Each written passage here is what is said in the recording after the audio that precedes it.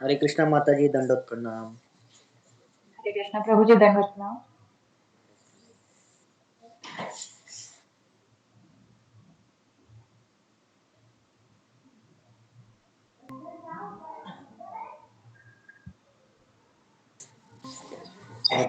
हरे कृष्णा हरे प्रभु जी, कृष्णा दंडोत प्रभु जी, प्रणाम। दंडवत प्रणाम। सभी भक्तों के चरणों में दंडवत प्रणाम। प्रभु जी दंडवत प्रणाम। हरे कृष्णा सभी भक्तों को दंडवत प्रणाम।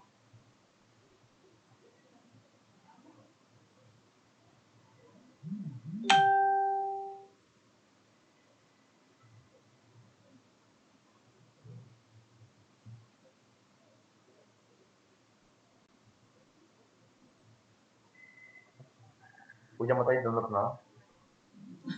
दंडवत प्रणाम प्रभु जी, शुरू करो। हरे कृष्णा, दंडवत प्रणाम सभी को। सभी भक्तों के चरणों में दंडवत प्रणाम। हरे कृष्णा माता जी। जी माता जी, हरे कृष्णा। ओम अज्ञानतिमिरान्धस्य ज्ञानाञ्जनशलाकया चक्षुरुन्मीलितं येन तस्मै श्रीगुरवे नमः। नमो विष्णुपादाय कृष्णप्रेष्ठाय भूतले श्रीमते भक्तिवेदान्त स्वामिनिति नामिने। नमस्ते सारस्वते देवी गौरवाणी प्रचारिणे निर्विशेष शून्यवादी पाश्चात्य देशतारिणे। जय श्री कृष्ण चैतन्य प्रभु नित्यानंद श्री अद्वैत गदाधर श्रीवासादि गौर भक्त वृंद।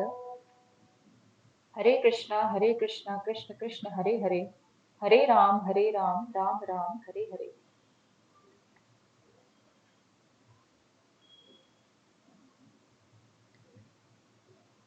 श्री गुरु चरण पद्म केवल भक्ति सद्मा। श्री गुरु चरण पद्म केवल भक्ति सद्मा। वंदो मोहि सावधान माते जहर प्रसादे कि भव तोरिया जाय। कृष्ण प्राप्ति हो जहाँ होते, कृष्ण प्राप्ति हो जहाँ होते, कृष्ण प्राप्ति हो जहाँ होते। गुरुमुख कर्म वाक्य चित्त कोरिया क्या। आर्यना कोरि मनी आशा। श्री गुरु चरणे रति ऐसे उत्तम गति। जे प्रसाद पूरे सर्व आशा, जे प्रसाद पूरे सर्व आशा। चक्षुदान दिलो जय जन्मे जन्मे प्रभु से। दिव्य ज्ञान हृदय प्रकाशितो, दिव्य ज्ञान हृदय प्रकाशितो। प्रेम भक्ति जहाँ होते अविद्या विनाश जाते। हृदय गाय जहर चरितो, हृदय गाय जहर चरितो। श्री गुरु करुणा सिंधु मध्यम जनार बंधु। लोकनाथ लोकेर जीवन, लोकनाथ लोकेर जीवन। हा हा प्रभु करु दया तेहो मोर पद छाया। हा हा प्रभु करु दया तेहो मोर पद छाया। विभेज घोषक त्रिभुवन, विभेज त्रिभुवन। श्रीला प्रभुपाद पतित पावन। जय गुरुदेव लैल शरण प्रभुपद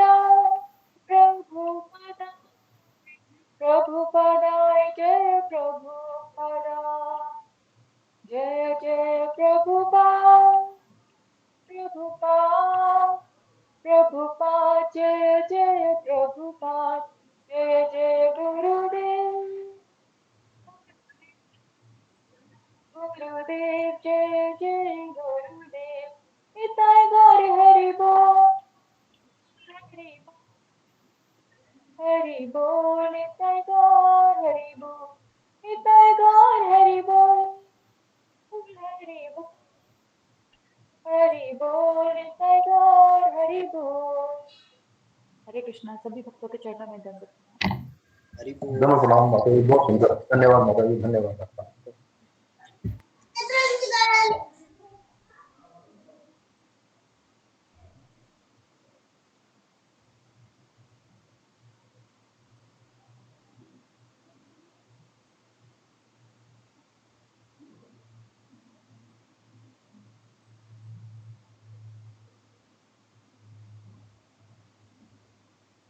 हरे कृष्णा राम राम से हरे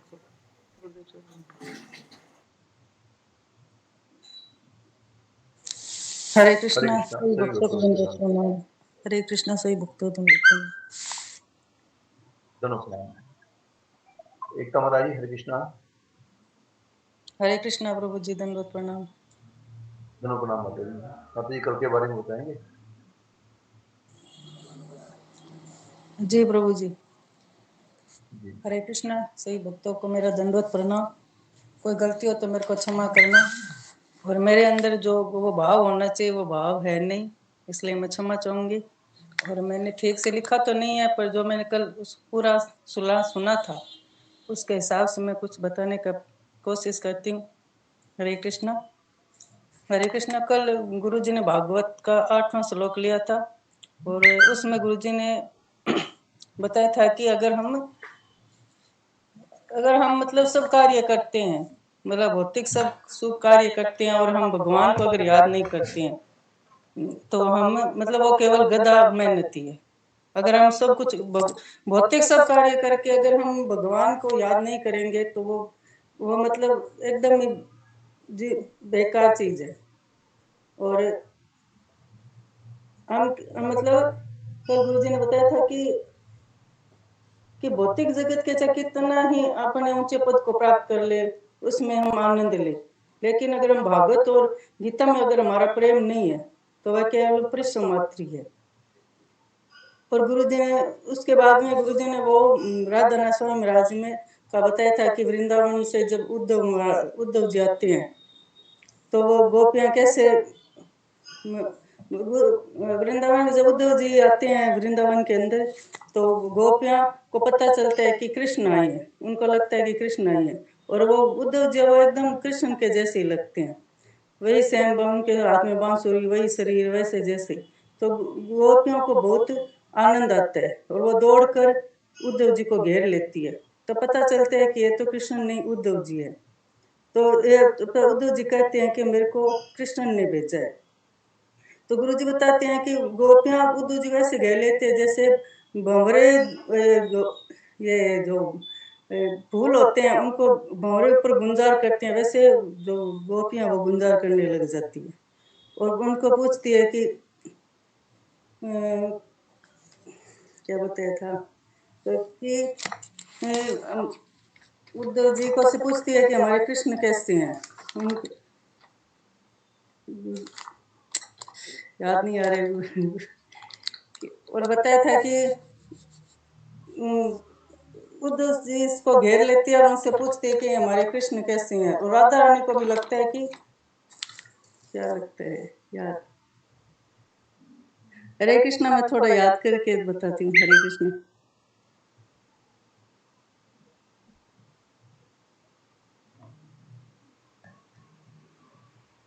हरे कृष्णा। और गुरु जी कल मतलब एक तो इसके बारे में बताते हैं, इस उदाहरण के बारे में बताते हैं कि गोपियां कैसे उद्धव जी को घेरती है और करती है। और उद्धव जी भी याद ही नहीं आ रहा, सारा याद था मैं तो भूल गई अभी। सारा रिपीट करके रखा था, मेरे को क्षमा कीजिए। और मैं थोड़ा और कुछ बताने का प्रयास करती हूँ। और एक हाँ उसमें बताया था कि उद्धव जी कहते हैं कि अगला जन्म मुझे भी वृंदावन में मिले। मतलब गोपियों के प्रेम को देख के उसकी बातें होती है तो उनको उद्धव जी को लगता है कि मेरे का अगला जन्म मुझे भी वृंदावन में की घास का मिले, गोपियों के जो पांव है मेरे सिर के ऊपर पड़े। मतलब हमारे अंदर पता नहीं ऐसा भाव कब आएगा उद्धव जी जैसा। और इसके लिए हमें बहुत ही मतलब समर्पण की आवश्यकता है। और कल गुरु जी ने एक वो प्रेम का उदाहरण दिया था कि अगर प्रेम को हमको प्राप्त करना है तो हमारे अंदर भाव, प्रेम और समर्पण होना चाहिए, भाव और समर्पण होना चाहिए।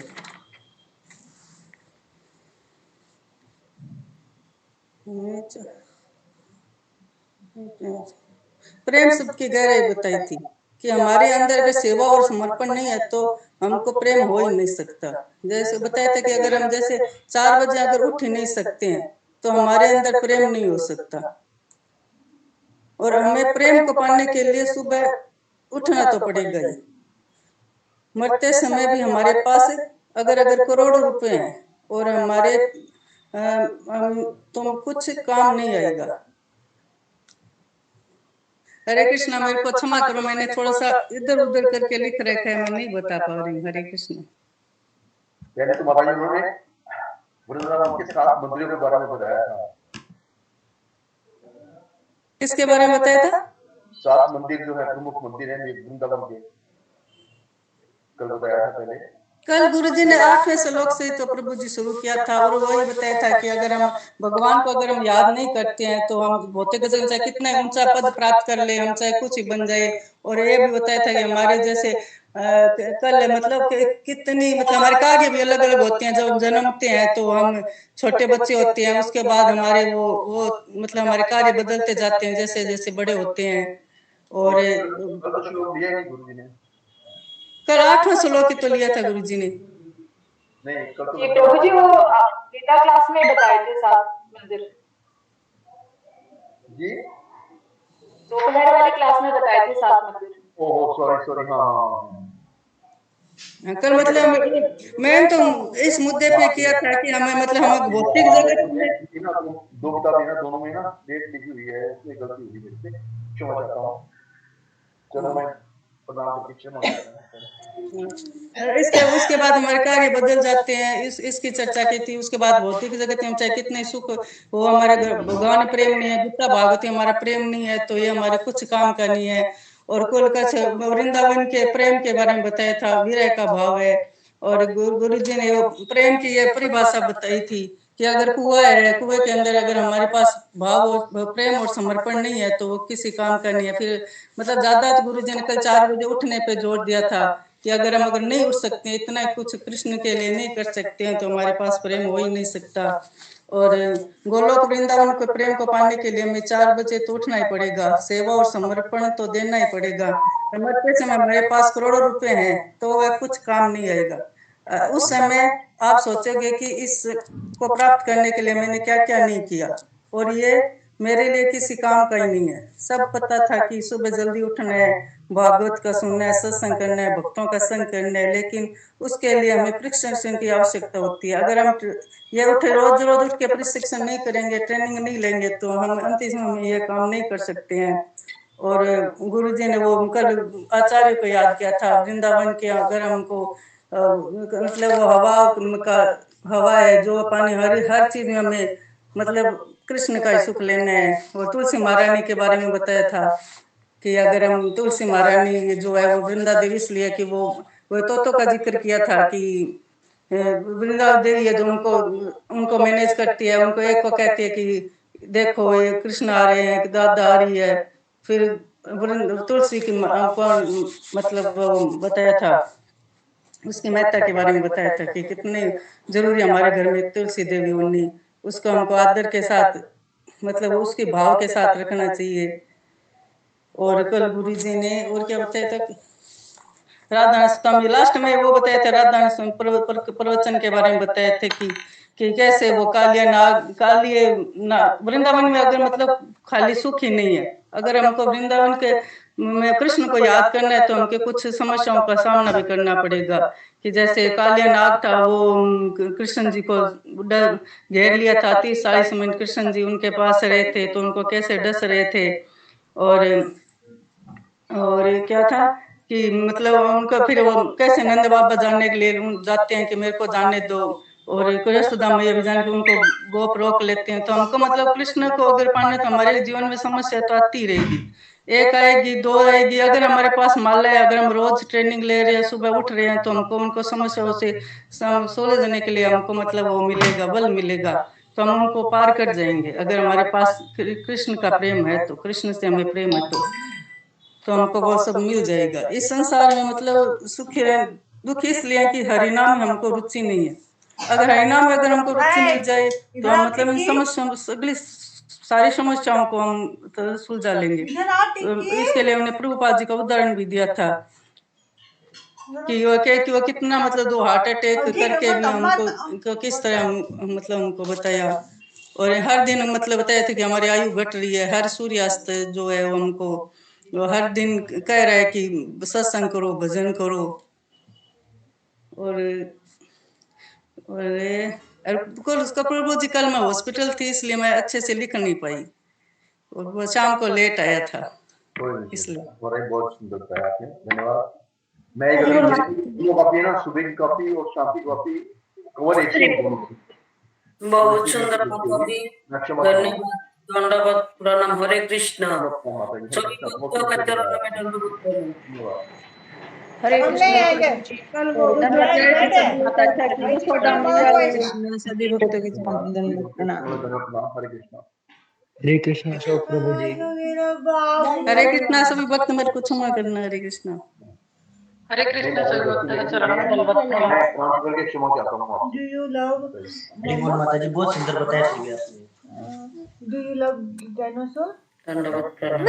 इतना तो जी कहते हैं कि अगर जन्म मिले, अगर मुझे वृंदावन की धरा में घास का जन्म मिले ताकि गोपियों के पास मेरे सिर पर पड़े, पता नहीं हमारे अंदर के भाव कब आएंगे। भाव को प्राप्त करने के लिए बहुत ही समर्पण की आवश्यकता है। भगवान है तो गोपियां जब सुनती है तो वह घर छोड़कर आ जाती है, और वह कहती है आगे उद्धव जाती है तो एक नदी दिखती है। उद्धव जी भी पूछते हैं कि ये नदी कहाँ से आ रही है, तो गोपियां कहती है कि ये तो यशोदा मैया के आंसू है। यशोदा मैया रोज घर के हर कोने में कृष्ण को ढूंढती है।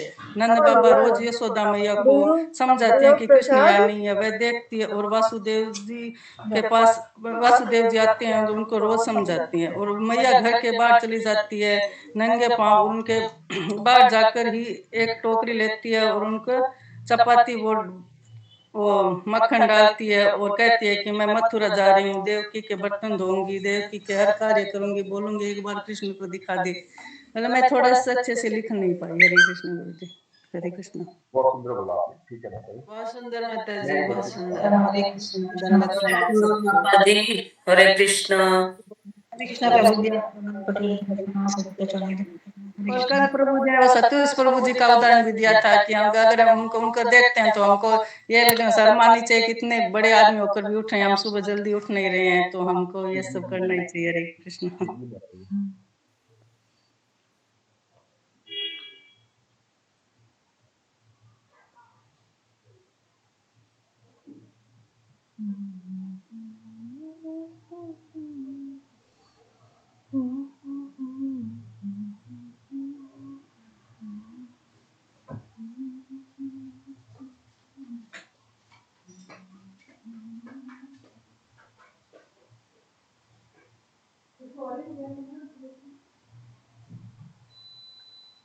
हरे कृष्णा। जब तक गुरुजी नहीं आते हैं तो मैं वृंदावन की हरिद्वार यात्रा के बारे में आपको सूचना दे दूं। आपको सबको मालूम ही है कि 24 मई से 27 मई तक हरिद्वार की यात्रा आयोजित की जा रही है, हरिद्वार और ऋषिकेश। तो जो जाना चाहता है उसने कृपया अपनी टिकट बुक करा ले और कंफर्म टिकट की एक स्क्रीनशॉट भेजिए गुरुजी को या मेरे को, ताकि हम वहाँ पे आराम से आपकी बुकिंग हो सके। वहाँ पे आपके रहने की व्यवस्था सीखते गए थे उससे, क्योंकि उन दिनों रश होगा, गर्मियों की समर हॉलीडेज होगी, तो वहाँ पे रश एक तीर्थ स्थान भी है, तो पिकनिक स्पॉट के तौर भी लोग जाते हैं, तो रश होता है, सारे धर्मशालाएं और सारे वो हॉल वगैरह बुक रहते हैं, तो व्यवस्था करने में दिक्कत आती है। अभी 3.5-4 महीने की 3.5 महीने हैं अभी, तो आप टिकट की बुकिंग करा लीजिए, क्योंकि ट्रेन में रिजर्वेशन कंफर्म टिकट नहीं मिलना प्रॉब्लम हो जाती है। बड़े एजेंट जिससे जा रहे हैं, तो वो पहले बुकिंग करा देते हैं। इसलिए आपसे प्रार्थना है कि आपने जो चाहना चाहता है उसकी करा लें। 2500 रुपये का है टिकट है, जिसमें आपके रहने की व्यवस्था भी है। प्रभु जी आपका आवाज बहुत कम आ रहा है। आवाज कम आ रहा है भाई? अब आ रहा है भाई? जी जी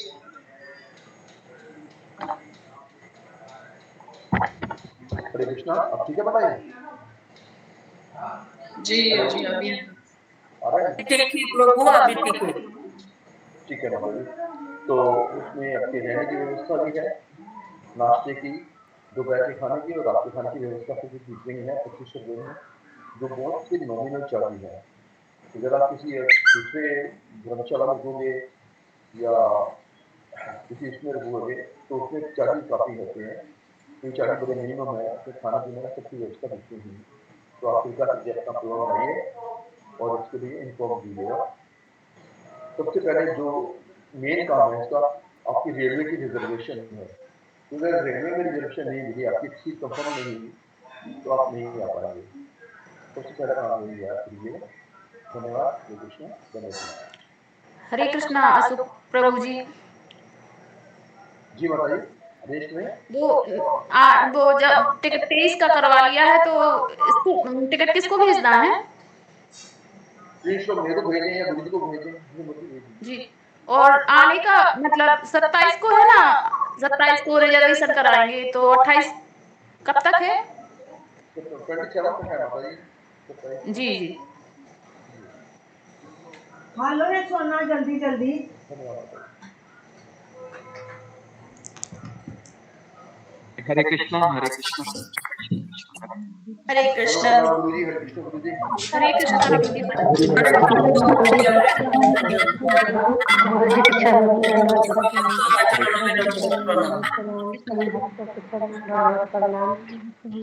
हरे कृष्ण गुरु जी दंडवत प्रणाम, सभी भक्तों के चरणों में दंडवत प्रणाम। हरे कृष्ण गुरु जी, दंडवत प्रणाम, सभी भक्तों के चरणों में दंडवत प्रणाम। हरे कृष्णा गुरु जी, चरणों में दंडवत प्रणाम।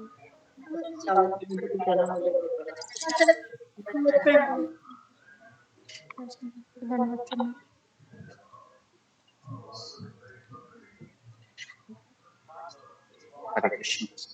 ओम अज्ञानतिमिरन्धस्य ज्ञानाञ्जनशलाकया चक्षुरुन्मीलितं येन तस्मै श्रीगुरवे नमः।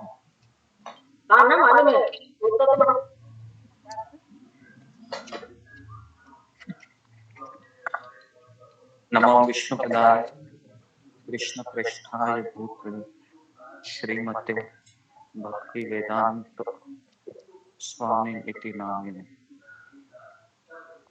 नमस्ते सरस्वती देवे गौरवाणी प्रचारिणे निर्विशेष शून्यवादी पाश्चात्य देश तारिणे वाञ्छाकल्पतरुभ्यश्च कृपा सिंधु एव च पतितानां पावनेभ्यो वैष्णवेभ्यो नमो नमः। जय श्री कृष्ण चैतन्य प्रभु नित्यानंद श्री अद्वैत गदाधर श्रीवासादि गौर भक्तवृंद। हरे कृष्णा कृष्ण कृष्ण हरे हरे, हरे राम राम राम हरे हरे।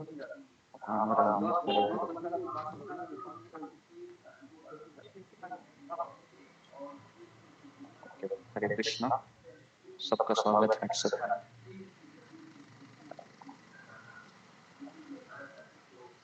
वृंदावन है,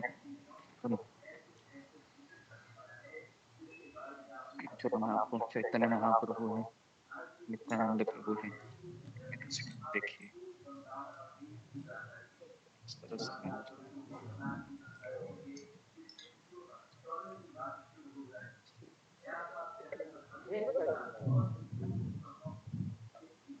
ओके जी।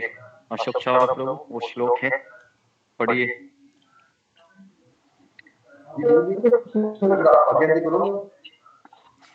हाँ हाँ हाँ पढ़िए ना। एक अनाउंसमेंट भी है गुरुजी, अगर आप कह दे तो। हाँ जी कीजिए, अनाउंसमेंट कीजिए। आज गुरुजी सुलेखा माता जी का जन्मदिन है।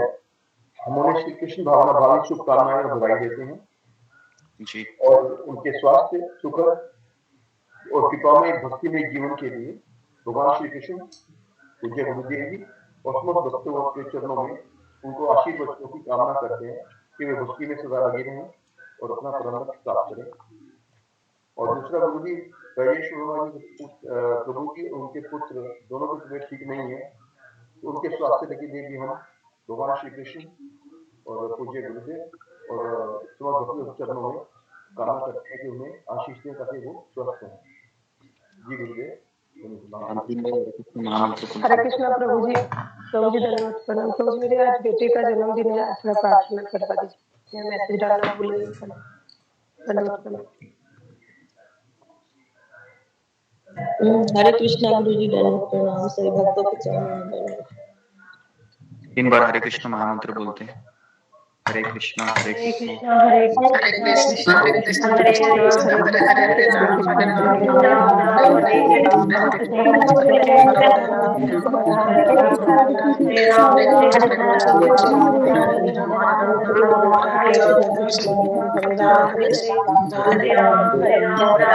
ओके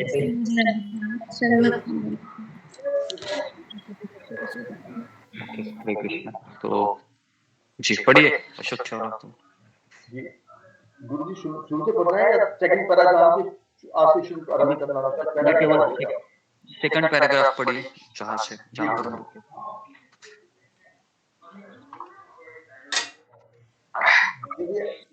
जो श्लोक था उसका अर्थ मैं कहता हूँ, अनुवाद कहता हूँ। भगवान श्री कृष्ण की भक्ति करने से मनुष्य तुरंत ही अहेतु ज्ञान तथा संसार से वैराग्य प्राप्त कर लेता है। इससे सेकंड पैराग्राफ पढ़ रहा हूँ। नहीं ये वाला नहीं था, कल हमने ये पढ़ा था कि श्रम एव ही केवलम। जी जी हाँ सॉरी गुरु जी जी। मनुष्य द्वारा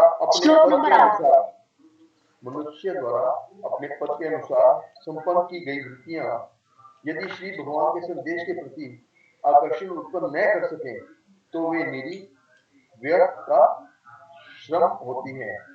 इसका सेकंड पैराग्राफ पढ़ रहा हूं मैं।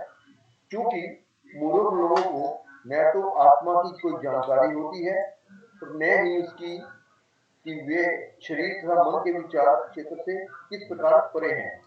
फलस्वरूप वे अपनी अपनी वृत्तियों से संतुष्ट नहीं रहते। यहाँ पर आत्म तुष्टि की प्रश्न उठाया गया है। आत्मा स्थूल शरीर तथा सूक्ष्म मन से परे है। वह शरीर तथा मन का एक सशक्त सक्रिय तत्व है। सुप्त आत्मा की आवश्यकता को जाने बिना मात्र शरीर तथा मन को तुष्ट करके कोई सुखी नहीं रह सकता। शरीर तथा मन तो आत्मा के व्यर्थ के बाह्य आवरण मात्र हैं। आत्मा की आवश्यकताएं पूरी होनी ही चाहिए। केवल पंछी के पिंजरे की सफाई करके पंछी को प्रसन्न नहीं किया जा सकता। मनुष्य को उस पंछी की व्यक्तिगत आवश्यकताएं का जाननी होनी चाहिए। ओके नारायणं नमस्कृत्यं नरं चैव नरोत्तमं देवीं सरस्वती व्यासं ततो जयमुदीरये नष्टप्रायेषु भद्रेषु नित्यं भागवत सेवया भगवती उत्तम श्लोके भक्तिर्भवति नैष्टिके। कृष्णाय वासुदेवाय देवकी नंदनाय च नंदगोपकुमाराय गोविंदाय नमो नमः। मुखं करोति वाचालं पंगुं लंघयते गिरिं यत्कृपातमहं वन्दे श्रीगुरु दीनतारिणीम्। हरे कृष्ण। तो ओके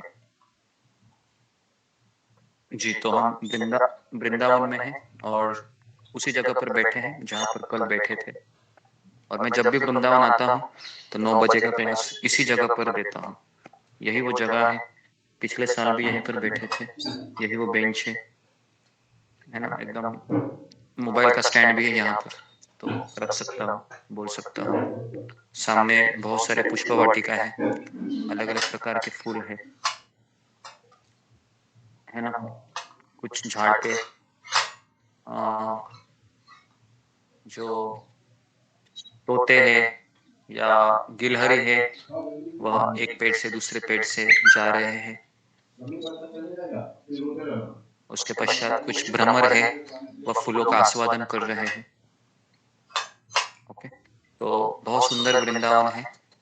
तो देखिए, आप लोग वृंदावन कभी भी आ सकते हैं। अगर परमानेंटली रहना चाहते हैं तो ये बहुत अच्छी जगह है। यहाँ पर प्रसादम की सुविधा भी है, रहने की भी सुविधा कोई भी आश्रम में आपको मिल जाती है। और अगर हम यहाँ पर रह पाते हैं, है ना, अपने आप को भक्ति में डुबाए हुए भक्तों के साथ, तो ये तो बहुत ही अच्छा अवसर है। लेकिन वापस कह रहे हैं कि वृंदावन में आपको आना है तो किसी के आज्ञा से आना चाहिए। नरोत्तम दास ठाकुर कहते हैं कि वो भजन है, राधा कृष्ण प्राण मोर युगल किशोर, जीवन मरण गति हार नहीं मोर। तो उसमें वो आखिरी पंक्ति में लिखते हैं कि श्री कृष्ण चैतन्य प्रभु दासेरानुदास सेवा अभिलाष कोरे नरोत्तम दास। तो उसमें नरोत्तम दास ठाकुर यही कहते हैं कि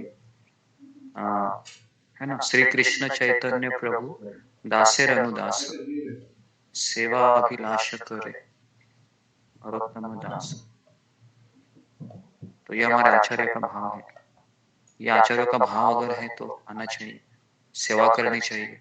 वापस कह रहा हूँ, अगर हम भगवान से प्रेम करते हैं तो प्रेम का अर्थ है, कल हमने देखा था, सेवा और समर्पण। सेवा भी चाहिए, समर्पण चाहिए, विनीत भाव से पूछना चाहिए कि मैं क्या करूं।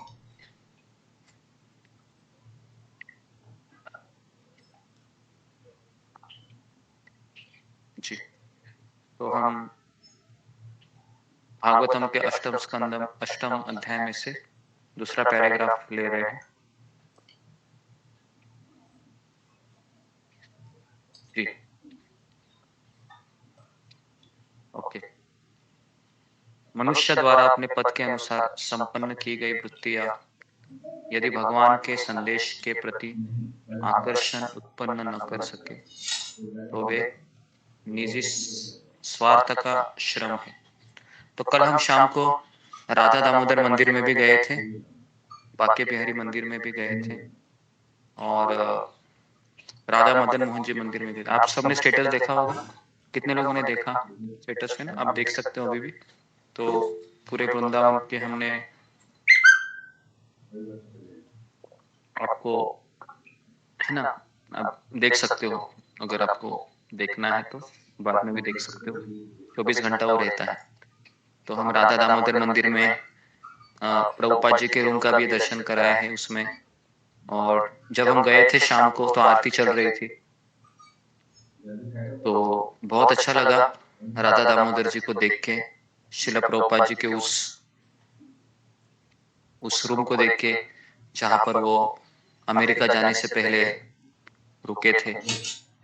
आज भी वो बहुत जीवित लगता है वो स्थान।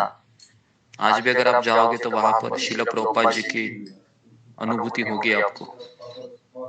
वहां पर बैठकर जप किया, बहुत अच्छा लगा। जैसे गोवर्धन इको विलेज में रूम है वैसे ही रूम है वहां पर।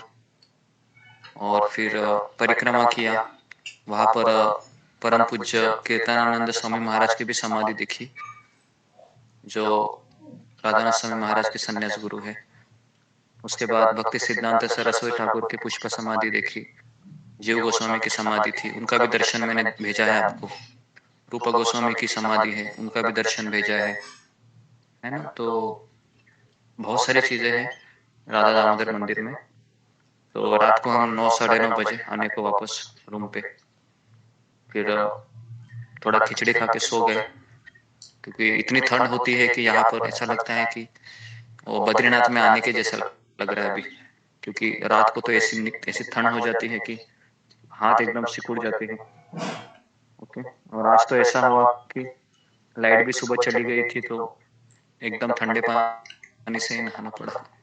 थोड़ा सा गर्म करते थे, लेकिन आज तो वो भी नसीब नहीं हुआ। भगवान से बोल रहे हैं कि तपस्या करो। तो तो आप सभी लोग कभी तो आइए, है ना। देखिए, जीवन में प्रॉब्लम आती ही रहेंगी, है ना। अगर पति भक्त है तो पत्नी चिक चिक करेगी, पत्नी भक्त है तो पति चिक चिक करेगा। कुछ तो होता ही रहेगा जीवन में। लेकिन 2-4 दिन हमें वृंदावन में आना चाहिए, देखना चाहिए कि जो हम कृष्ण की लीलाओं को सुन रहे हैं, पढ़ रहे हैं, ये कृष्ण यहाँ पर किस तरह से लोग उसका अनुभव करते हैं। नहीं तो क्या होगा, आप यही पैसे कमाने के चक्कर में परिवार का वो पालन पोषण करने में ही पूरा जिंदगी निकाल देंगे। और इस श्लोक के अनुसार फिर क्या होगा, वो श्रम एव ही केवलम, केवल श्रम। सोचिए इसके बारे में। भागवत आप पढ़ रहे हैं लेकिन सोच नहीं रहे हैं। सोचना चाहिए, कब तक ऐसा ही रहेगा। ओके, तो वृंदावन में आइए, 2-4 दिन रहिए, हमारी यात्रा भी निकलती है। तो सेकंड पैराग्राफ में प्रवेश करते हैं। तो मूर्ख लोगों को न तो आत्मा की कोई जानकारी होती है। प्रभुपाद जी तुरंत मूर्ख बोलते हैं। पता है क्यों बोलते हैं वो? कौन बताएगा? किसी को मूर्ख बोलना है ये सभ्य व्यक्ति का लक्षण नहीं है, लेकिन शिल प्रभुपाद जी तात्पर्य में भी मूर्ख बोलते हैं। कभी रास्कल बोलते थे, रास्कल, मूर्ख, मूढ़, गधा ऐसे बोलते थे।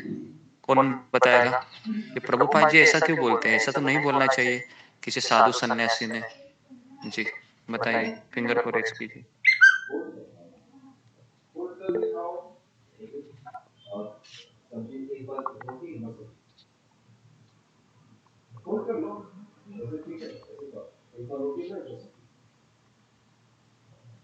सुमिता सिन्हा। हरे कृष्णा गुरु जी, दंडवत प्रणाम। सभी भक्तों को दंडवत प्रणाम। गुरु जी, मेरे को लगता है कि वो जो गुस्सा होकर के करते थे, जैसे कि वो बोलते थे, तो उनको ये लगता था कि इतना मतलब कि इतना ये जो मनुष्य जीवन इतना कीमती मिला है, लेकिन लोग उसका दुरुपयोग कर रहे हैं। उनको समझ में नहीं आ रहा है कि यहाँ से वो जो भगवत धाम जा सकते हैं भक्ति करके। तो इसलिए वो गुस्सा करके, मेरे को लगता है कि वो बोलते होंगे शायद। गुरु जी, हरे कृष्णा गुरु जी, दंडवत प्रणाम। जी जी, यही उत्तर है या आशा सोमानी? हरे कृष्णा गुरु जी, दंडवत प्रणाम। गुरु जी, मेरे हिसाब से अगर मैं तो ये साफ सोच सकते हैं कि हम भगवान के अंश है और हम आत्मा है, तो ये जिसको पता नहीं है जो मेन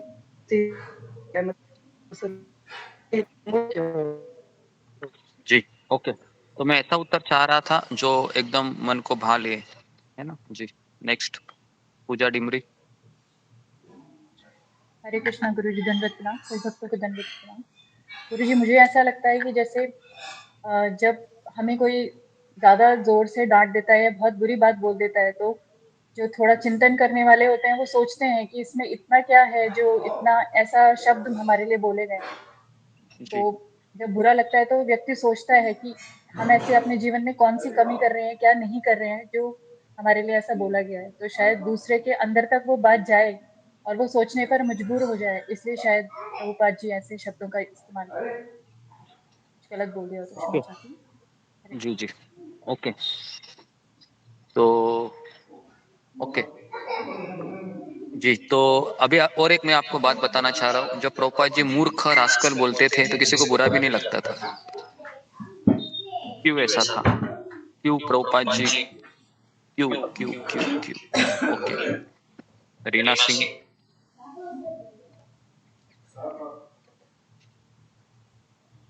हरे कृष्णा गुरुदेव, से गुरुदेव, मुझे जो समझ में आ रहा है कि श्री प्रभुपाद जी जब किसी को मूर्ख बोलते थे तो वो बुरा भी नहीं लगता था, क्योंकि वो अधिकतम जो है कि मूर्ख अपने भक्तों के सामने ही बोलते थे। और जनरली जो है कि जिनको इसकी वैल्यू पता थी कि वो कितने वैल्यूएबल चीज को छोड़ करके पूरी दुनिया जो है कि किसके पीछे पड़ी हुई है। इसलिए उनको बुरा भी नहीं लगता था। इसकी अनुभूति जो शुद्ध भक्त होने के नाते मुझे लग रहा था कि उनको हो रही होगी, इस वजह से उनको बुरा भी नहीं लगता था। हरे कृष्णा।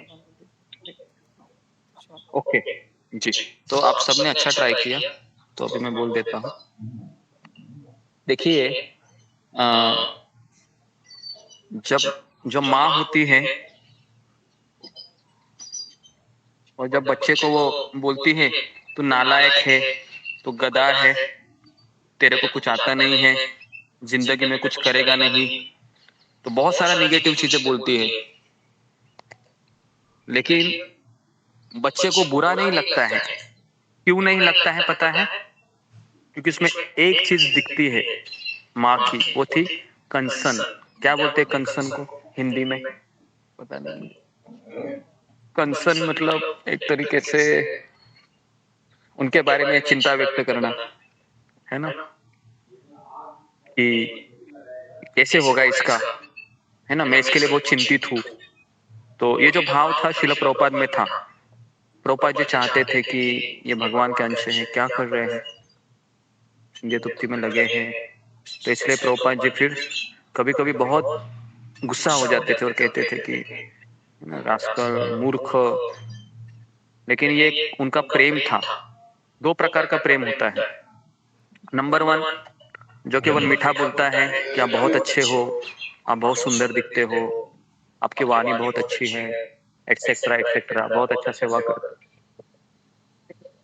और दूसरे प्रकार का प्रेम होता है जो ज्यादा ही होता है। जब किसी के ऊपर ज्यादा प्रेम होता है ना, तो फिर उसमें डांट और बुरे शब्द भी सुनने पड़ते हैं।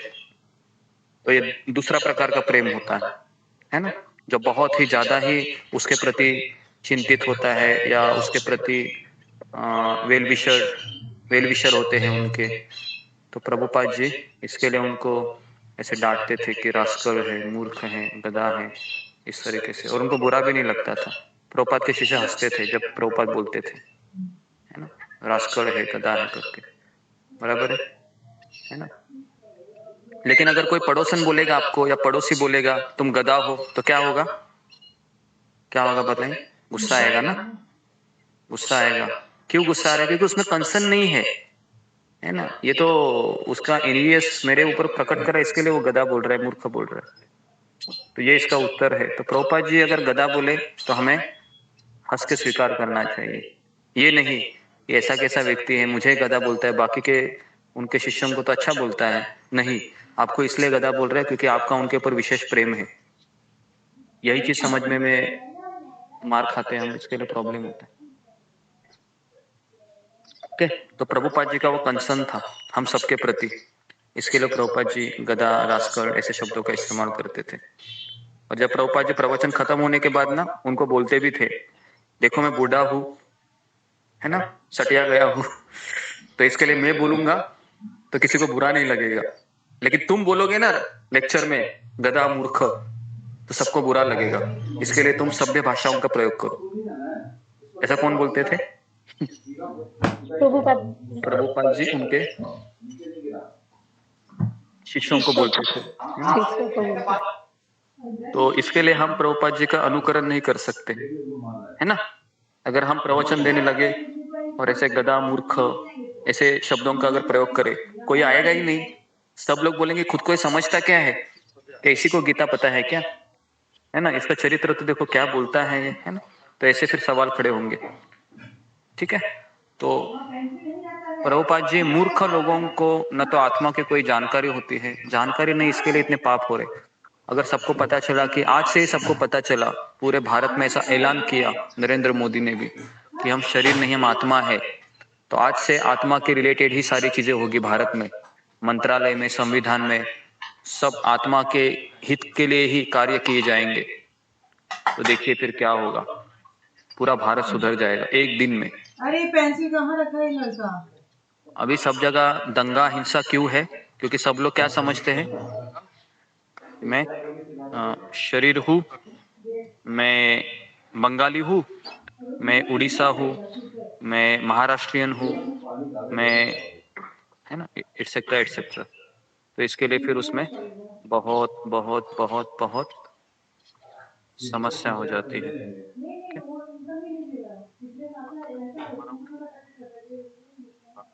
तो न उसके ही कि वह शरीर तथा मन के विचार क्षेत्र से किस तरह परे है।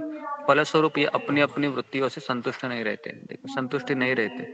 संतुष्टि संसार में तभी प्राप्त होती है जब आत्मा का परमात्मा से मिलन होता है।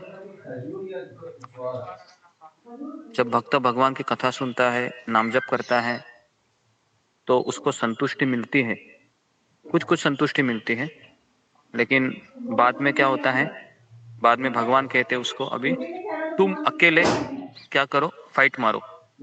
हम जब भक्ति में आते हैं ना, तो कृष्ण है हमारे अनर्थों को बाईपास करते हैं।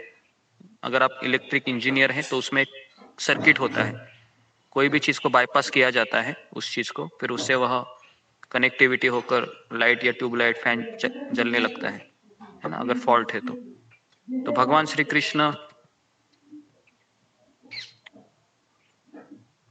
कृष्ण जब हम जब भक्ति में आते हैं ना, तो क्या करते हैं, तो हमारे सारे अनर्थों को बाईपास करते हैं। तो इसके लिए देखो, शुरुआत के दिनों में बहुत मजा आता है भक्ति करने में। वो मजा क्यों आता है पता है आपको? वो मजा इसलिए आता है क्योंकि हमारे अनर्थों को बाईपास किया हुआ रहता है। तो इसके लिए बहुत जोश में रहते हैं हम। मंगल आरती करेंगे, ये करेंगे, वो करेंगे, 16 माला, 64 माला, ये माला, वो माला, 32 माला, पूरा एकदम फुल घेर में हम आगे बढ़ते हैं। लेकिन जैसे जैसे दिन निकलते हैं, फिर कृष्ण बोलते हैं, अभी मैं मेन सर्किट को प्लग इन कर रहा हूँ। खट करके फिर प्लग इन होता है, फिर हमारे अनर्थ आ जाते हैं उसमें, और फिर हमारी जो लड़ाई शुरू होती है, तब वो हमारी जेन्युइन लड़ाई होती है। फिर हमको फाइट मारना पड़ता है। 1 दिन, 2 दिन, 3 दिन, 1 महीना, 2 महीना, 1 साल, 10 साल, 12 साल, 15, इस तरीके से फाइट मारते मारते मारते मारते मारते मारते मारते मारते मारते उसको एक हैबिट हो जाता है फाइट मारने का, है ना जी। तो राधानाथ स्वामी महाराज कहते हैं कि फाइट कब तक मारना है हमें, कौन बताएगा? जिंदगी भर, अंतिम समय तक। Very good. इस प्रश्न का उत्तर हमेशा याद रखिए। फाइट कब तक मारना है? अंतिम समय तक। कभी ऐसा नहीं दिन आएगा कि आप एकदम ब्लिसफुल रहेंगे, है ना। हमेशा कुछ ना कुछ चलता रहेगा जिंदगी में। परिवार में है तो ज्यादा ही चलेगा। यहाँ से वो हमको बोलेगा, वहां से वो बोलेगी, पड़ोसी बोलेंगे, रिश्तेदार बोलेंगे, ये होगा, वो होगा, वापस हमारे अनर्थ बाहर आएंगे, है ना। बहुत सारी चीजें होंगी, लेकिन डरिए मत, आगे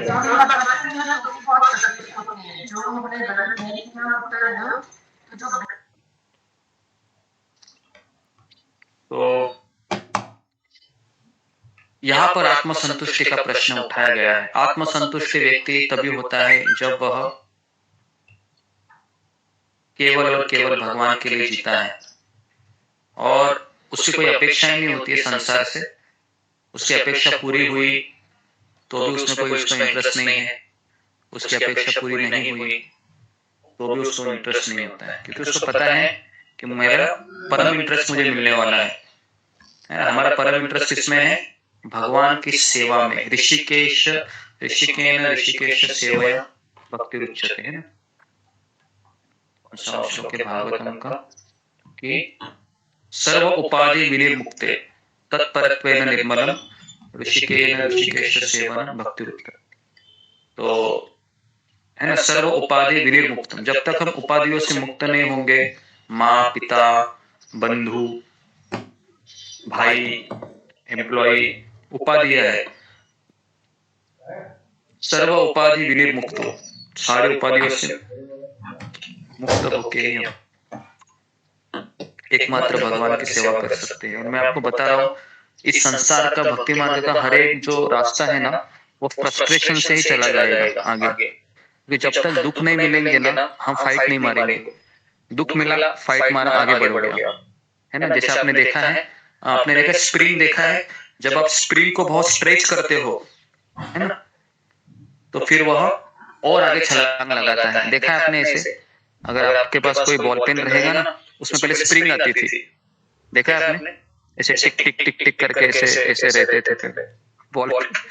तो उसमें एक स्प्रिंग हुआ करती है ना, तो उसमें अगर आप स्प्रिंग को वो टक करेंगे और अगर उसका वो काम नहीं कर रहा है तो उसकी रिफिल को एकदम ऊपर उड़ा लेता है ना। तो इसके लिए तो भगवान हमारी जिंदगी में ऐसे पड़ाव लाते हैं ना एक एक कि स्ट्रेच करना पड़ता है बहुत, और फिर हम और अपने आप को मूवमेंट कराने में सोचते हैं और फिर हम और थोड़ा आगे जाते हैं, लेकिन वहां पर भी हमारा रास्ता खत्म नहीं होगा, वहां पर भी और स्ट्रेच और कुछ ना कुछ आएगा पड़ा है ना। नारद मुनि के जीवन में क्या हुआ था बताइए। तो नारद मुनि को जब वह दासी पुत्र थे है ना, तो सबसे बड़ा पड़ाव क्या आया था उनके जीवन में, उनकी माँ का ही देहांत हो गया। आप सोचिए जरा, इकलौता बेटा, इकलौती माँ, पिताजी भी नहीं, भाई नहीं, कोई नहीं है ना, ना भाई है ना पिताजी है, कोई नहीं, बेचारी इकलौती माँ थी। और वो माँ भी भक्त थी क्या नहीं बताइए, वो माँ भी तो भक्त थी, ऐसा भी नहीं कि वो माँ भक्त नहीं थी, वो माँ भी भक्त थी, वो साधुओं की सेवा में लगी थी। अब ये बात तो मेरे को समझ में ही नहीं आई थी जब मैंने पहली बार भागवत पढ़ा कि ये क्या है भाई। अरे कृष्ण ने तो माँ को जिलाना चाहिए था, जिंदा रखना चाहिए था उस बच्चे के लिए, ताकि उसको एसोसिएशन मिल जाता था अपनी माँ का, बराबर ना। आप ऐसा ही सोचते थे कि माँ का एसोसिएशन मिल जाता था, वो भी भक्त ही थी, लेकिन भगवान ने उसको क्यों छीन लिया भाई, क्यों छीन लिया, क्यों छीन लिया, ताकि वो स्ट्रेच हो जाए है ना। माँ चली गई तो उनका कोई आश्रय था अभी, माँ चली गई, कोई आश्रय नहीं है, कोई आश्रय नहीं है। उसके बाद फिर वो जो जोर लगाते हैं, ना आगे देखते ना पीछे देखते हैं, चलते ही जाते उत्तर दिशा की ओर, और वहां पर उनको भगवान के दर्शन होते हैं।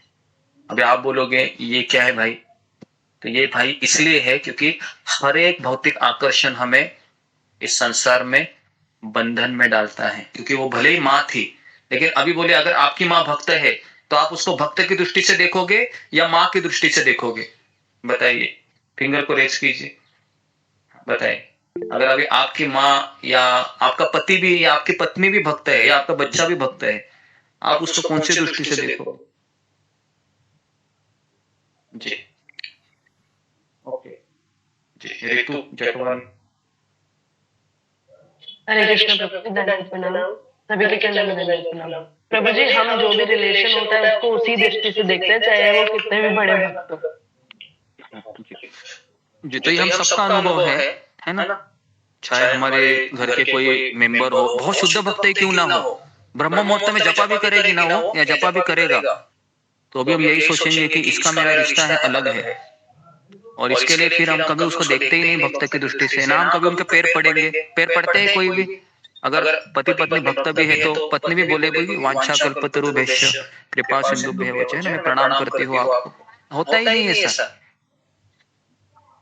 क्यों नहीं हो रहा है ऐसा। हालांकि वो भी माला करते हुए दिखाई दे रहा है, तिलक लगा रहा है, कंठी माला पहन रहा है, और वो दिखाई देता है, क्योंकि वो चीज होती ही नहीं है ना संबंधों में। इसके लिए संबंध में भक्त भी है ना, तो भी वो दूसरी जगह भक्ति देखती है या भक्ति देखता है, वो ऐसा देखा गया है। ओके, तो इसलिए वो जो नारद मुनि का जो इंसिडेंस है ना, वो बहुत सोचने में मजबूर कर देता है कि क्यों भगवान ने दासी पुत्र जो नारद मुनि थे उनकी माँ को छीन लिया, बराबर, क्यों छीन लिया माँ को, सोचने जैसी बात है।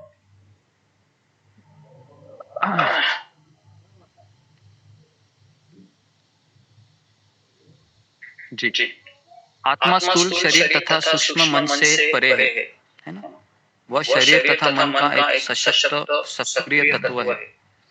सुप्त आत्मा की आवश्यकता को जाने बिना केवल शरीर तथा मन को तुष्ट करने के कोई सुखी नहीं रह सकता, है ना। तो प्रभुपाद जी कहते हैं कि जब तक हम आत्मा को नहीं जानेंगे, नहीं पहचानेंगे, तब तक हम सुखी नहीं हो सकते, है ना। इस संसार में हर एक व्यक्ति ही अपने लिए जीता है ना। अगर हम प्रवचन भी सुनते हैं तो लेकिन आईने के सामने खड़े हो गए तो आप अपने आप को क्या बताएंगे कि मेरा नाम ये है ना, मेरी उम्र ये है, मेरे बाल अभी भी सफेद नहीं हुए हैं, अभी भी जवान हूं मैं, है ना, तो ऐसे सारे विचार आएंगे आईने के सामने खड़े होकर, क्योंकि वो अभ्यास नहीं हमें है। तो इसके लिए भले ही हम भागवत सुन रहे हैं, गीता सुन रहे हैं, पढ़ रहे हैं, लेकिन साक्षात्कार इसलिए नहीं हो पा रहा है क्योंकि हमारे भीतर अनर्थों की गड्डी अभी भी विराजित है, और ये विराजित रहेगी जब तक कि हम समर्पण नहीं करेंगे। जब तक हम किसी के अंदर नहीं रहेंगे, कठिन है बहुत इस संसार के भवसागर को पार करना, क्योंकि अकेले तो हम बिल्कुल नहीं कर सकते हैं। दैवी हेषा गुणमयी मम माया दुरत्यया। दुरत्यया का अर्थ है बहुत कठिन है, असंभव है भगवान की माया शक्ति को पार करना। मामे वये प्रपद्यन्ते माया में तरंति का अर्थ है पार करना। कैसे पार करेंगे? हम जब भगवान की शरण जाए। भगवान की शरण जाने का अर्थ है भगवान के भक्त को शरण जाना। भगवान के भक्त को शरण जाने का अर्थ है भगवान की भक्त की आज्ञा का पालन करना। ओके, तो गाड़ी घूम घूम कर वही पर आती है ना। 20 साल से हम यही देख रहे हैं, जब भी कोई हम अलग से कुछ करना चाहते हैं, है ना, घूम घूम के गाड़ी वही पर आती है कि किसी न किसी भक्त के अंडर रहे। फिर वो भक्त कैसा भी हो, गुस्सेला हो, प्यार करता हो, जो भी है, जो भी उसका स्वभाव है, आपको उसका एडजस्ट करना ही होता है ना। जी। आत्मा की आवश्यकताएं पूरी होनी ही चाहिए। केवल पंछी को पिंजड़े को सफाई करके पंछी को प्रसन्न नहीं किया जा सकता। हम सबको पता है ये उदाहरण, प्रभुपाद जी उदाहरण हमेशा देते थे कि अगर हम पिंजड़े में तोते को लेके आते हैं और दिन रात हम तोते के पिंजड़े की सफाई करने में लग जाते हैं, लेकिन तोते को कोई खाना नहीं खिलाते हैं, तो फिर वो जो 15-20 दिन आप मेहनत कर रहे हैं वो सब फेल हो जाएगा। तो इसलिए हम शरीर को सजाने में तो लगे हैं, रोटी का अपना मकान तो दे ही रहे हैं शरीर को, लेकिन साथ साथ हमको ये भी समझना चाहिए कि ये सब देने के पश्चात भी मेरा आत्मा है वो अतृप्त ही रहेगा जब तक मैं भगवान का नाम ना लूं, भगवान की कथा ना सुनूं, भगवान की सेवा ना करूं। तो मनुष्य को इस पंछी की खुद की आवश्यकताएं जाननी चाहिए। तो पंछी की आवश्यकता क्या है, कौन बताएगा? उस तोते का आवश्यकता क्या है? फिंगर को रेज कीजिए, है ना। क्या उसका आवश्यकता है जो जिससे वो पंछी खुश रह सकता है पिंजड़े में? ओके जी, अशोक चावला को जी बोलिए। पंछी अष्टगुरु जी हरिकीर्तन है, भक्तों का सन है, हाँ, हरिनाम को पहचानना। जी और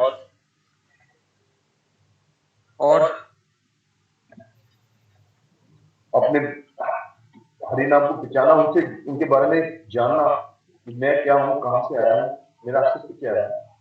जी ओके। और सबसे बड़ा उसका खुराक क्या है? सबसे बड़ा खुराक है उसका भक्तों का संग। ये सबसे बड़ी खुराक है आत्मा की।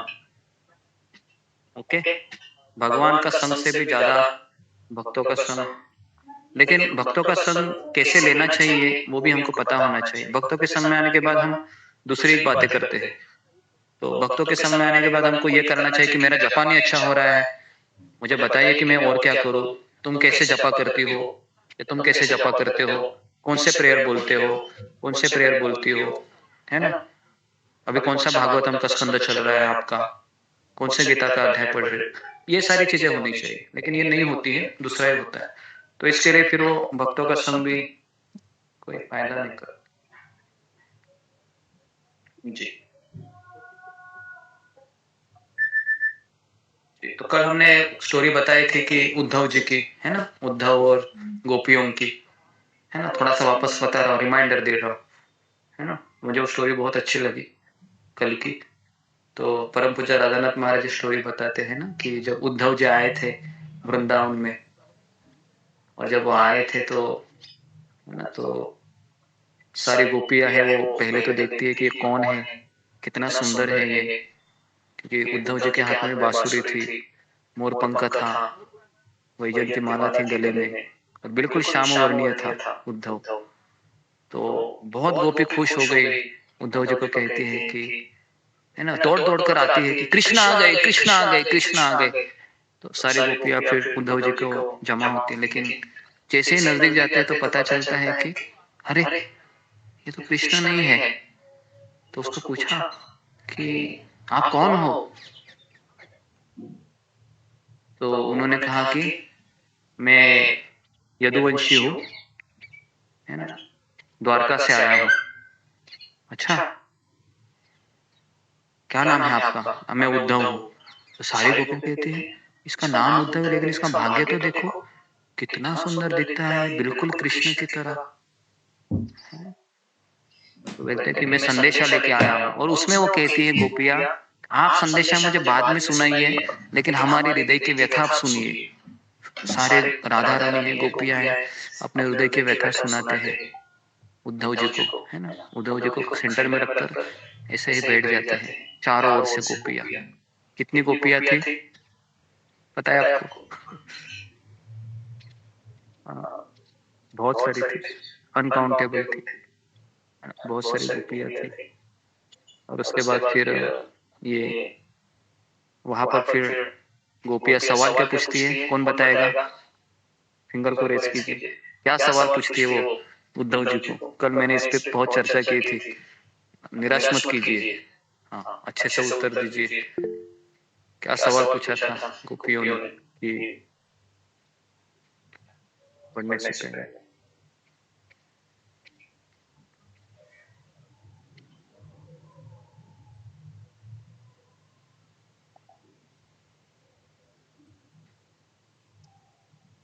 जी सुजाता।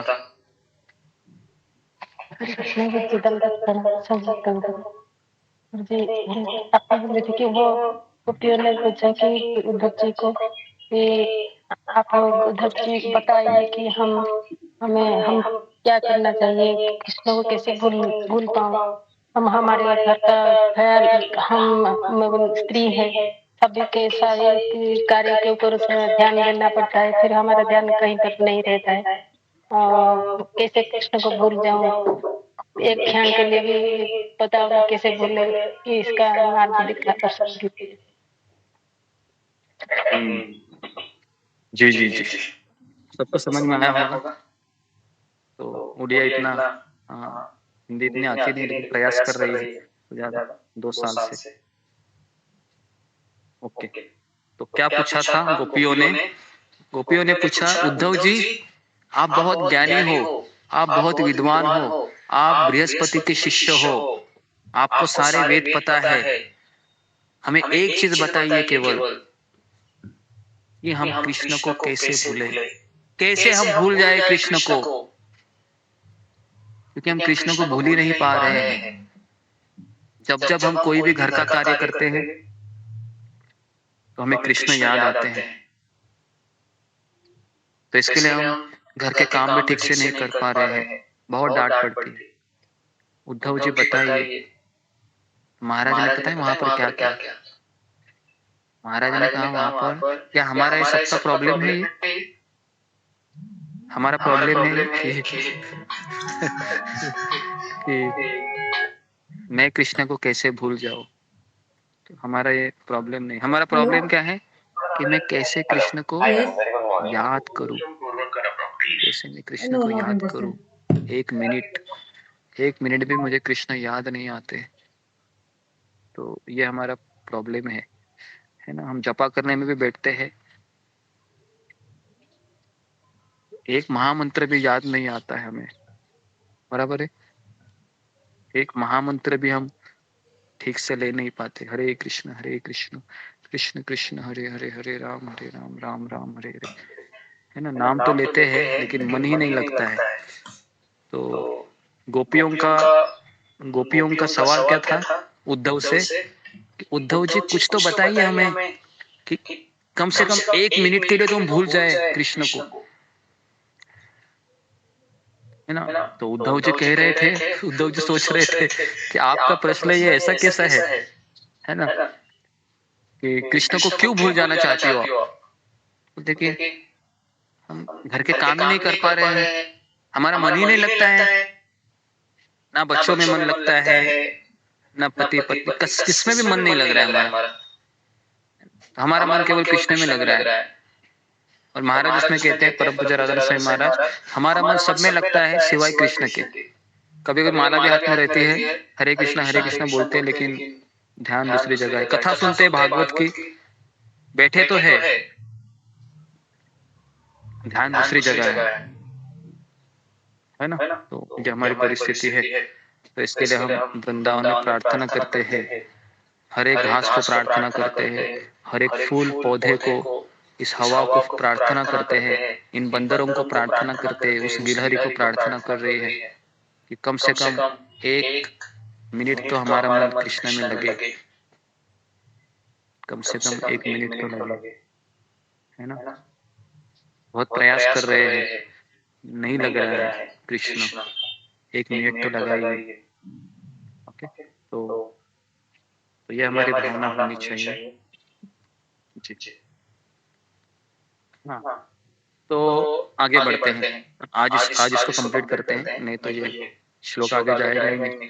आत्मा की आवश्यकता यह है कि वह भौतिक बंधन के संकुचित क्षेत्र से बाहर निकलना चाहता है। देखिए, हमारा आत्मा बाहर निकलना की सोच रहा है कि करोड़ों जन्म से तुम मुझे तड़पा रहा है, एटलीस्ट इस जन्म में तो तुम फाइट मारो ना, मैं कितना देर ऐसे ही रहूं, कितने शरीरों को मैं झेलता रहूं, कभी स्त्री का शरीर, पुरुष का शरीर, बच्चे का शरीर, कभी जानवर का शरीर, थक गया हूं मैं, अभी मुझे बाहर निकालो इसमें से।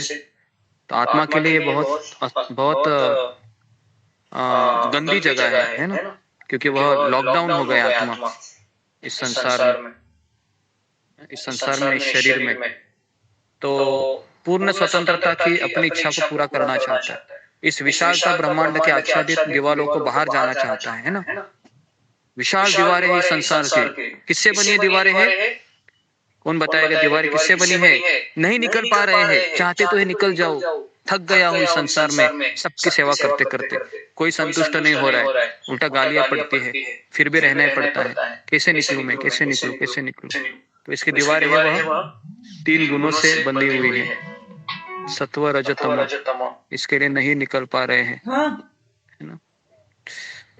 तो इस विशाल ब्रह्मांड की आच्छादित दीवारों से बाहर वह स्वतंत्र प्रकाश तथा आत्मा का दर्शन करना चाहता है। उसे पूरी स्वतंत्रता तब प्राप्त होती है जब वह पूर्ण आत्मा भगवान को मिलता है। प्रत्येक प्राणी में ईश्वर के प्रति प्रसुप्त स्नेह रहता है। आध्यात्मिक जीवन का प्राकट्य स्थूल शरीर तथा मन के माध्यम में स्थूल तथा सूक्ष्म पदार्थ के प्रति विकृत प्रेम के रूप में होता है। अतएव हमें उन वृत्तियों में लगाना चाहिए जिनसे हमारी दैवी चेतना जगे, है ना। वृत्ति मतलब कार्य, ऐसे कार्यों में लगे रहिए जैसे हमारी दैवी चेतना जगे। दैवी चेतना मतलब भगवान की अनुभूति हो, भक्तों की अनुभूति हो। बस अपराध मत कीजिए, क्योंकि अपराध से प्रॉब्लम हो रहा है, बहुत प्रॉब्लम होता है ना। वो भक्त कैसा भी हो, टेढ़ा हो, मेढ़ा हो, ऐसा हो वैसा हो, बस उसका कभी अनादर मत कीजिए।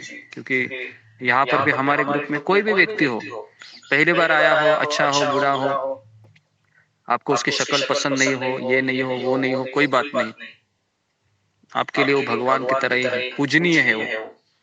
क्योंकि भगवान ऐसे वैष्णव की पूजा करते हैं जो उनके कथा में अपना मन लगाना चाहते हैं। तो यहाँ पर सारे लोग आते हैं, है ना। हम क्या उनको कुछ पैसे देते हैं? हम तो उनको कुछ पैसे भी नहीं देते, लेकिन आते हैं। क्यों आते हैं? भगवान में इंटरेस्टेड है वो, है ना। तो इसके लिए हमें जी, तो ऐसा परमेश्वर की दिव्य लीलाओं के श्रवण एवं कीर्तन द्वारा ही संभव है। ऐसी कोई भी वृत्ति जो मनुष्य को भगवान के दिव्य संदेश का श्रवण कीर्तन में अनुरुक्त नहीं करती है, वहां हमें अपव्यय, समय का अपव्यय बताया गया है। समय, है ना, इसलिए कि किसी भी बात के रूप में आत्मा को मुक्ति नहीं दिला सकती, है ना। चाहे वो अर्थवाद हो, समाजवाद हो, ये वाद हो, वो वाद हो। यहाँ तक कि मोक्ष कामियों के कर्म भी व्यर्थ माने जाते हैं, क्योंकि वे समस्त स्वतंत्रताओं के मूल स्रोत को नहीं जान पाते, है ना। जो मुक्ति कामी होते हैं, है ना, मुक्ति कामी जो मुक्ति चाहते हैं संसार से। प्रभुपाद कहते हैं कि वे भी अपने कर्मों को व्यर्थ माने बैठते हैं, क्योंकि वो मूल स्रोत को नहीं जान पाते कि ये कृष्ण ही सारे कारणों के कारण है। सारे कारणों के कारण कृष्ण है। तो निपट भौतिकतावादी व्यावहारिक रूप से देख सकता है कि उसका भौतिक लाभ काल तथा स्थल से बंधा हुआ है, चाहे वह इस लोक में हो या स्वतंत्र। यदि वो स्वर्गलोक में भी चला जाए तो उसकी लालयित आत्मा को यहाँ पर भी स्थायी वास नहीं मिलेगा, है ना। कहाँ पर भी जीवात्मा चला जाए, स्वर्गलोक चला जाए या फिर ब्रह्मलोक, जनलोक, तपलोक, ये लोक, वो लोक, यहाँ वहाँ, कई जगह अगर वो चला भी जाए, जैसा हम चाहते हैं ना कि मैं अभी बंगाल से उड़ीसा जाऊँ, उड़ीसा से फिर मैं महाराष्ट्र में जाऊँ, महाराष्ट्र से फिर अमेरिका जाऊँ, अमेरिका से यहाँ जाऊँ, शायद मैं सुखी हो जाऊंगा, सिंगापुर जाऊँ, जर्मनी जाऊँ, फ्रांस जाऊँ। तो लोग जगह बदलते रहते हैं, जगह बदल के कुछ होने वाला ही नहीं। ऐसा होता तो हर कोई जगह बदलते हुए, लेकिन उधर ही रहो और अपने आप को भगवान के नाम में और लगाया करो, क्योंकि भगवान ने दुनिया बनाई ऐसे है, कोई ना कोई एक व्यक्ति हमारे लिए भगवान ने रखा है जो हमारे ईगो को क्रश करेगा, पाउडर बनाएगा, है ना। चक्की में देखा है आपने कैसा पाउडर बनता होगा ना, गेहूं का आटा पूरा एकदम, वैसे हमारे भगवान अहंकार का पाउडर बनाने के लिए एक व्यक्ति को तो रखा ही है ना।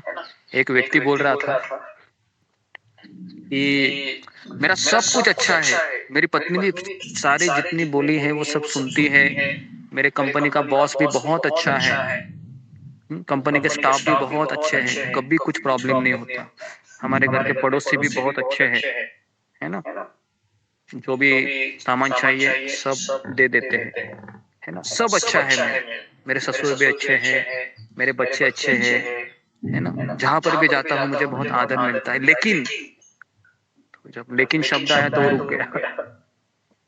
तो सुनना चाहोगे वो क्या बोलता है? बोलते है लेकिन मेरी सास है ना, उसने मेरा जीना हराम करके रखा है ना।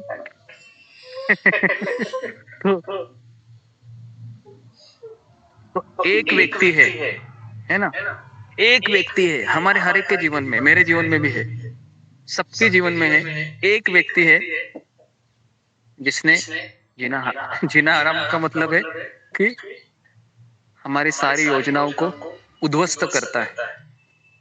ठीक है जी, तो ये कुछ चीजें थी। तो इसके लिए हम स्वर्गलोक चले जाए, कहाँ पर भी चले जाए, है ना कहीं कुछ ना कुछ तो हमको मिलेगा ही, हमारे अहंकार का पाउडर बनाने वाला। और कभी कभी तो भगवान ज्यादा ही लोगों को भेजते हैं, क्या लगता है आपको, है ना, पाउडर बनाने के लिए ज्यादा लोग आते थे, क्रश क्रश क्रश, फिर व्यक्ति हताश होता है, कितना मैं झेलूं, और है ना, जब से भक्ति में आए हैं तब से सहन ही कर रहे हैं, कितना सहन करे कृष्ण, आप ही बताइए। अभी सहन करने की भी हद होती है, कृष्ण बोलते हैं सहन करने की कोई हद नहीं होती है, करते रहो करते रहो। इसके लिए भगवान कौन सा उदाहरण देते हैं, चैतन्य शिष्टाष्टकम में से, है ना, तरोरपि सहिष्णुता, तरोर मतलब पेड़, है ना, बहुत कठिन है ना। तो एक प्रवचन में सुना था कि गेंडे का चमड़ी होना चाहिए। गेंडे का चमड़ी पता है किससे होता है? अगर आप उसको ब्लेड लगाओगे ना, चक्कू ब्लेड, खून नहीं आता है। ट्राई मत कीजिए, क्योंकि वैसे तो गेंडा मिलेगा नहीं आपको, है ना, लेकिन ऐसा बताया गया है।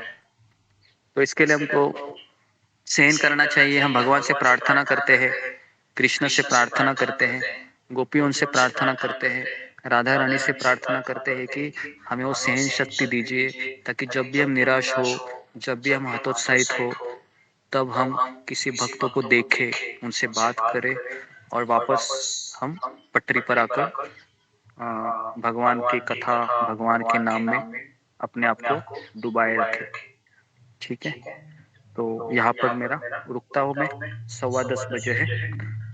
किसी का कुछ प्रश्न है तो अब फिंगर को रेज कीजिए, नहीं तो यहाँ पर हम रुकते हैं। ओके,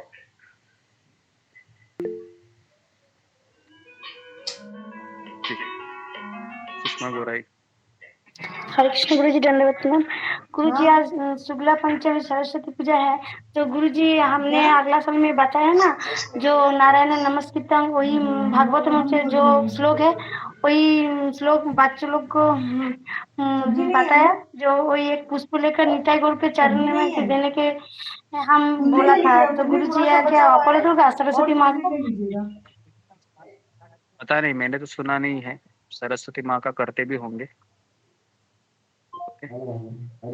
मुझे इसके बारे में इतना आइडिया नहीं है, क्योंकि मैं देवी देवताओं की पूजा की डिटेल नहीं रखता हूँ मैं।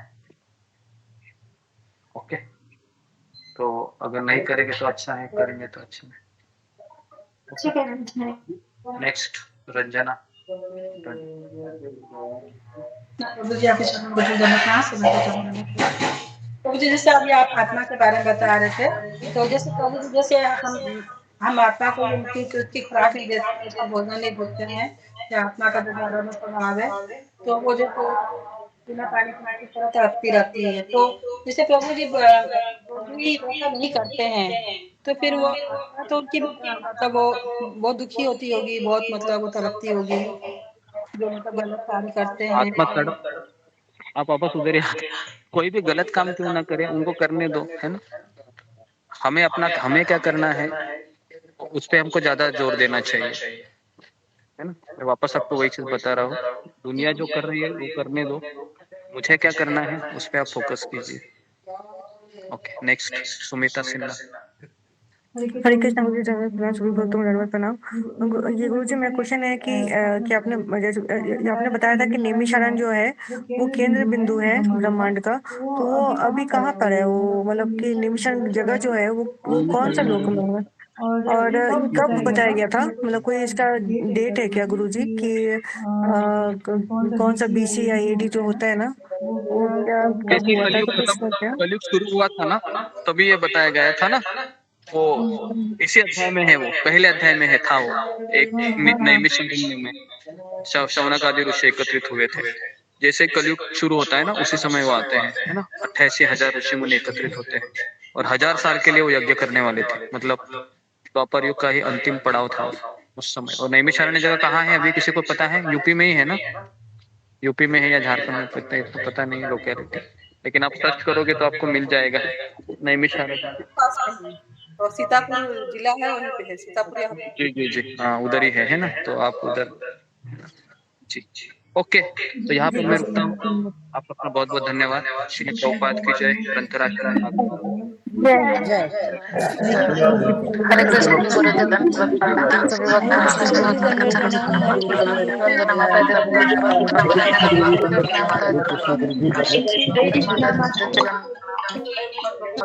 भक्तों को।